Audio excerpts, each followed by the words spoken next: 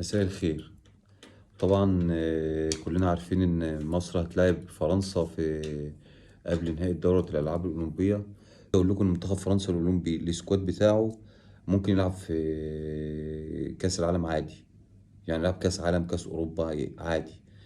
يكفي ان انا اقول لكم ان القيمة التسويقية بتاعت منتخب فرنسا حوالي 395 مليون يورو، يعني قدنا حوالي 30 مرة. وعلى فكرة مش مبالغة، هما فعلا قيمة اللعيبة التسويقية قدنا حوالي 30 مرة.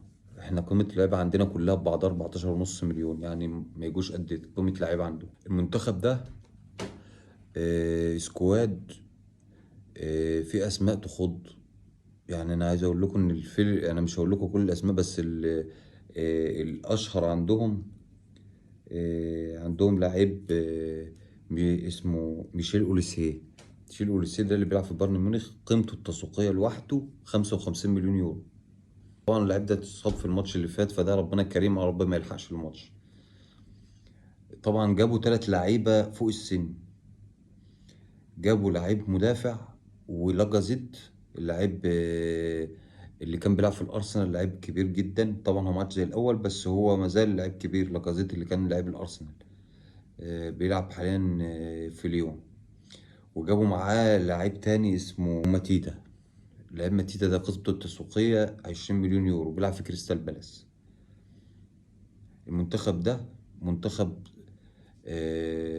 صعب جدا. منتخب بيلعب 4-3-1-2. بيلعب ب4 مدافعين و3 في نص الملعب، ولاعيب وسط ملعب وتحت الفراودة، واللي هم بيلعب بلاكازيت و... وماتيتا ده بيلعبوا فراودة. برضو من ضمن، عشان نبقى عارفين، المنتخب ده لعب في البطولة دي 4 ماتشات. ال4 ماتشات دول كسب ال4 وما دخلش فيه ولا جول.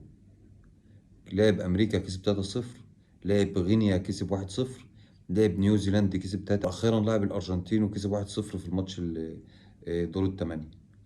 قبل البطولة دي بقى في حاجات ما تطمنش قوي، إن هو لاعب الدومينيكان كسبها 7-0 اللي لعبتنا وتعادلت معانا، ولعب باراجواي وكسبها 4-1 اللي هي برضو لعبتنا الماتش اللي فات.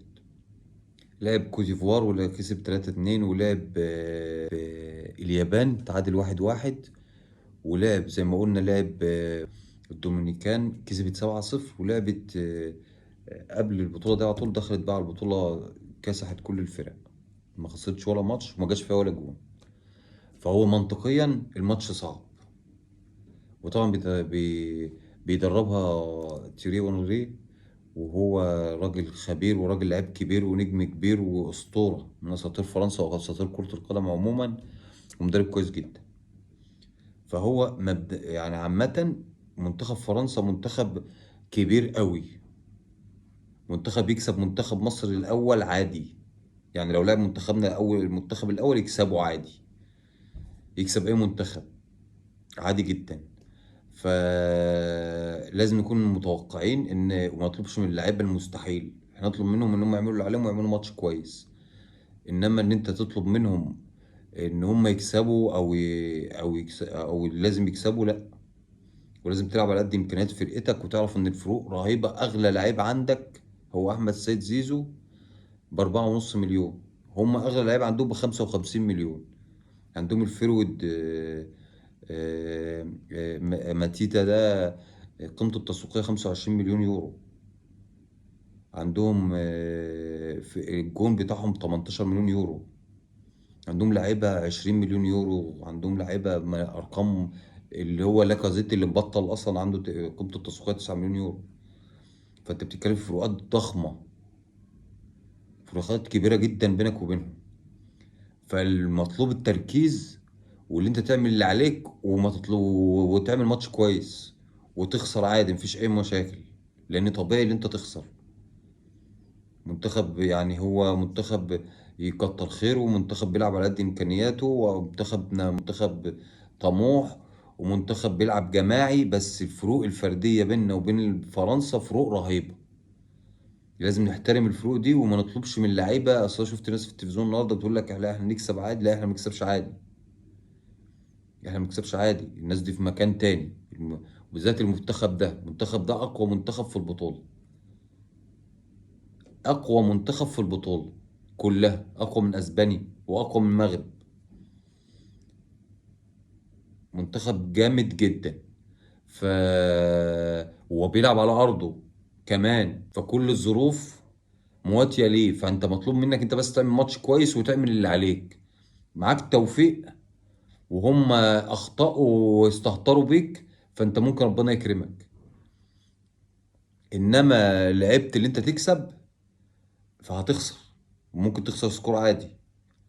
لازم تلعب على قد امكانياتك، ولازم تقفل وتلعب الزون كويس وتلعب على الهجمه المرتده، وتحاول ما يخش فيك جون، لان دي الفرق اللي تلعب معاك الكوره دي لازم تزهقها. انما هتلعب معاهم كوره وتحاول تجاريهم، مش هتعرف تجاريهم.